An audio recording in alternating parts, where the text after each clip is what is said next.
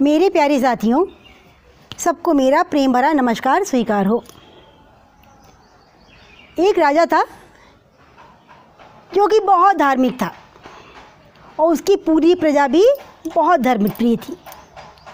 तो कोई पर्व आया, उसमें रानी गंगा स्नान के लिए गई। जो गंगा स्नान कर रही थी तो उसने अपने सारे वस्त्र आभूषण निकाल करके नदी के तट पर रख दिए थे। अचानक एक कौवा आया और कौवा उसके हार को लेकर के उड़ गया और उड़ते उड़ते जाकर एक पेड़ पर बैठ गया। अब कौवा उसमें बार बार टोंट मारे। वो सोचे लगता है कुछ खाने की चीज़ है, मैं इसको खा लूँ। तो जब बार बार उस पर टोंट मारे, उसकी टोंट में, उसकी चोंच में दर्द होने लगा, लेकिन वो उसका कुछ बिगाड़ नहीं पाया। उसने सोचा लगता है बेकार की चीज़ है, ये मेरे किसी काम की नहीं है, और उसने उस हार को वहीं पेड़ की टहनी पर लटका हुआ छोड़ दिया और उड़ गया। इधर अब रानी स्नान करके बाहर आई, देखा उसका बेहद कीमती हार तो है ही नहीं। वो बेहद परेशान हो गई। उसने जाकर राजा से कहा, राजा मेरा हार गायब हो गया। राजा ने कहा चलो कोई बात नहीं, दूसरा बनवा देंगे, दूसरा ले लेना।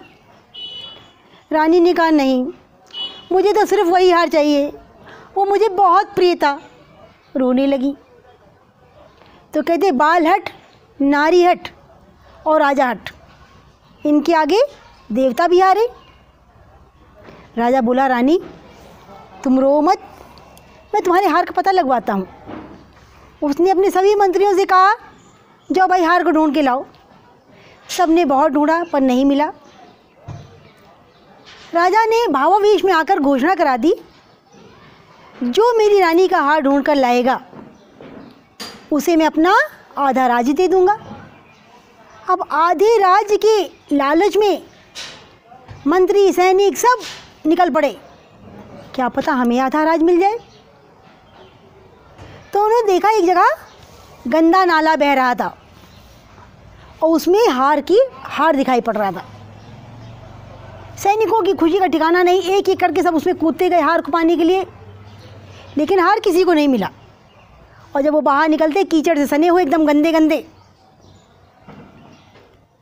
अब जो आए वही उसको हार दिखाई पड़े, वही कूद जाए और वही कीचड़ से सना हुआ। बाहर गंदे गंदे कीचड़ से सने हुए लोगों की भीड़ लगती चली गई। जब राजा ने सुना, राजा ने सोचा अरे मेरा आधा राज मुफ्त में ही चला जाएगा, मैं क्यों ना कोशिश करूं। राजा वहां गया, उसने भी वहां हार को देखा पानी में, उस गंदे नाली में। तो राजा भी उसमें कूद गया और उसने बहुत हार को प्राप्त करने की कोशिश की, लेकिन उसको वो नौलखा हार नहीं मिला। बाहर निकला तो उधर से एक संत गुजर रहे थे। संत ने सबको देखा और संत हंस दिए, मुस्कुराए, बोले अरे भाई इस राज्य की कोई परंपरा है क्या गंदे नाले में कूदने की? जिसको देखो वही मिट्टी से सना हुआ। छी छी, कितनी बदबू आ रही है आप लोगों के पास से, ये कैसा रिवाज है? तो सबने कहा नहीं संत जी, ये बात नहीं है, ना ये कोई रिवाज है ना कोई परंपरा। हमारी रानी का हार खो गया और वो देखो पानी में हार दिखाई पड़ रहा है, लेकिन जो भी उसको प्राप्त करने की कोशिश करता है किसी को मिलता ही नहीं। अब संत मंद मंद मुस्कुराने लगे और बोले मेरे बच्चों, मेरे लाडलों, तुम लोग हार को गलत जगह पे ढूंढ रहे हो, और जब गलत जगह पे ढूंढोगे तो मिलेगा कैसे? हार यहाँ नहीं है, ये तो हार की परछाई पड़ रही है, देखो ऊपर। और उन्होंने ऊपर देखा तो पेड़ की डाली पर हार लटक रहा था।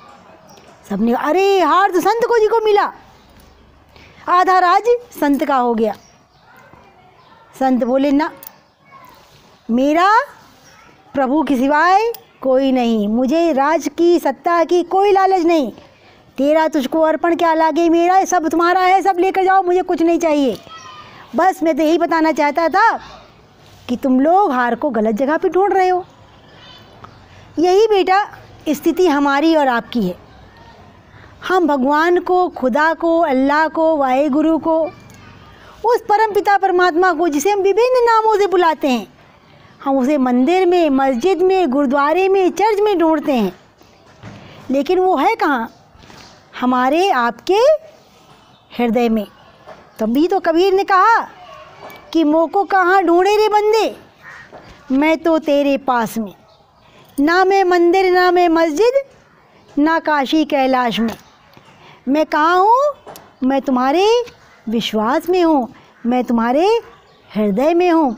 जब जब उसे याद करोगे, चाहे जहाँ याद करोगे, वो तुम्हारी सहायता करने के लिए किसी न किसी रूप में पहुँच जाएगा। तो मेरे लाडलों, आज की कहानी कैसी लगी कमेंट बॉक्स में लिख के बताना। सबको टाटा बाय बाय।